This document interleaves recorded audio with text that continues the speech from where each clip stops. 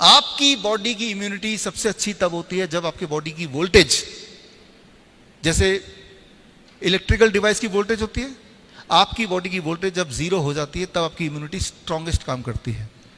जो यहाँ पे इलेक्ट्रीशियन है, इलेक्ट्रिकल इंजीनियर, वो इस बात को समझेंगे। वोल्ट मीटर से आप कभी भी या इस वक्त आपकी बॉडी की वोल्टेज क्या चेक कर सकते हैं।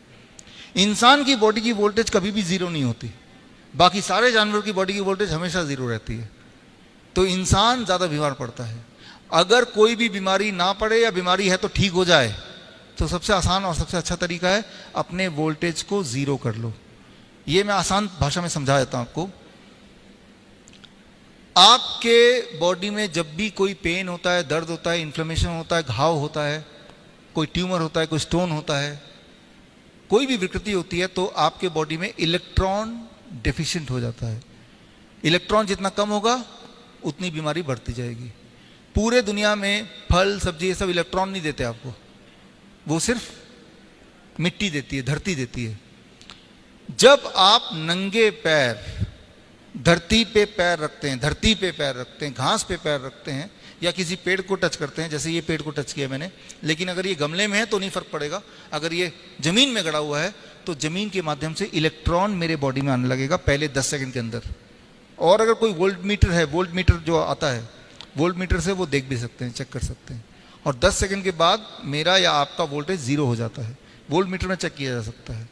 और अगर ऐसा ही आप करते रहें, जो डिप्रेशन के पेशेंट हैं, अगर 40 मिनट तक वो नंगे पैर खड़े रहें, उनका डिप्रेशन, उनका गुस्सा, उनकी जो अनसर्टेनिटी वो कम होने लगती है। यानी कि जो डिप्रेशन के पेशेंट हैं, दवाइयाँ छोड़ना चाहते हैं, तो पैर ज़मीन पे मिट्टी में रख दें कुछ देर तक। कभी आपको गुस्सा आ रहा हो बहुत ज़्यादा तो जूते उतार के ज़मीन पे पैर रख दें, मिट्टी पे, कंक्रीट पे नहीं, आपका गुस्सा ठंडा होने लगेगा। तो इंसान ही एक ऐसा जानवर है जो धरती से जुड़ा नहीं है। Try to understand that. बाकी सारे जानवर धरती से जुड़े हुए हैं। भिखारी हैं, उतने बीमार क्यों नहीं पड़ते, राइट? धरती से जुड़े हुए हैं, उनके पास पैसे नहीं है जूते पहनने के। इंसान ही जूता पहनता है, बाकी जानवर तो पहनते नहीं है। जब भी अर्थक्वेक होता है, सुनामी आती है, कोई जानवर नहीं मरता है। जानवर वो मरता है जो इंसान के साथ बंधा होता है। बाकी एनिमल अर्थक्वेक से थोड़े समय पहले भाग जाते हैं, वहां से कीड़े मकोड़े ही भाग जाते हैं, क्योंकि सुनामी, अर्थक्वेक ये सब आने से पहले धरती से जो इलेक्ट्रॉन आता है वो रिदमिक नहीं होता, तो वो एहसास में अजीबोगरीब लगता है। तो उसे बचने के लिए एनिमल्स खिसकने लगते हैं, अपना लोकेशन चेंज कर देते हैं।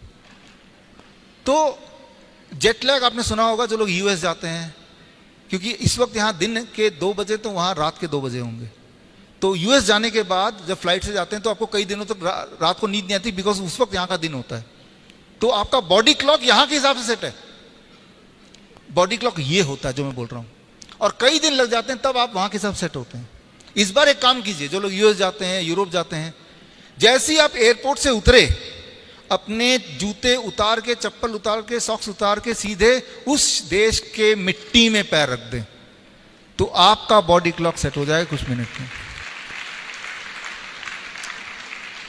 जिस तरह से आप मोबाइल, जैसे मेरा मोबाइल अभी फ्लाइट मोड पे है, आप फ्लाई करके यूएस पहुंच गए, अब मोबाइल चेक करते हैं तो टाइम किस जोन के हिसाब से होता है, इंडिया के हिसाब से।